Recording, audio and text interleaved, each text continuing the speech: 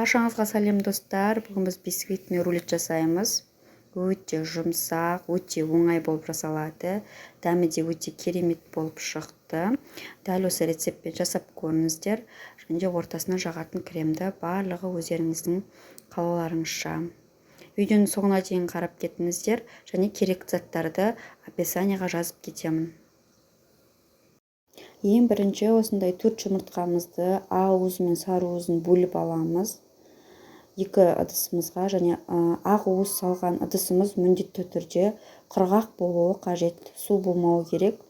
Дәл осылай ағарғанша миксерлеп аламыз және де бөліп қантымызды қосамыз. Мінекей біздің деген ақ уызымыз ағарды, енді өзінің формасын ұстау қажет. Дәл осындай кезде біздікі дайын болды ақ уызымыз. Енді сарысына біз жарты қантымызды қосып, одан кейін сұйық майымызды және де сүтімізді қосамыз.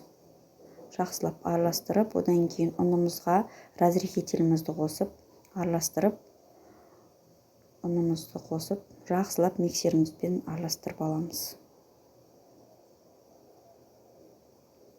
Барлығын жақсылап араластырып болғаннан кейін біз ақ уызымызды дәл осы массамызға қосатын боламыз. Міндетті түрде лопаткамен асты-үстіне араластырамыз.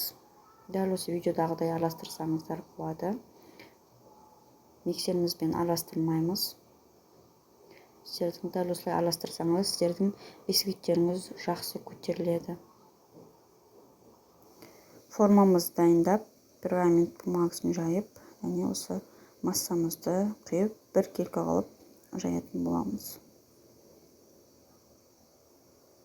Қызып тұрған пешімізде 180 градуста 15 минутта пісіріп аламыз. Одан кейін біз кремін дайындаймыз. Креміне өздеріңіздің қалауларыңызша жай ғана сгущенка жақсаңыздар болады, немесе джем қоссаңыздар болады. Мен осылай сгущенкамен сметананы араластырып қаймақты жақтым. Одан кейін біздің піскен бисквитімізді ыссы күйінде дәл осылай алып аламыз. Пергамент бумагасын және де үстіне сүлгімізді қойып, осылай қатты қысып орамай, жай ғана орап суытамыз. Мінекей біздікі суыды, ендігі кремін жағып,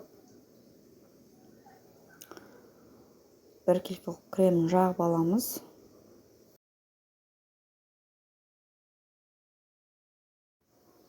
Кремін жақсылап жағып алдық, енді жайлап үстіп орап дайындап қоямыз. Мінекей енді үстін өздеріңіз қалауларыңызша әсемдесеңіз болады. Мен осындай шоколадпен әсемдедім. Және де кремі сіңгенше 1 сағатқа холодильникке қойып қойыңыздар. Менің біздікі осылай ортасы дәл осылай болып шықты. Өте дәмді болып шықты. Дәл осы рецептпен жасап көріңіздер. Сіздерге видео ұнаса, лайк басып, комментарий жазып, тіркеліп кетіңіздер.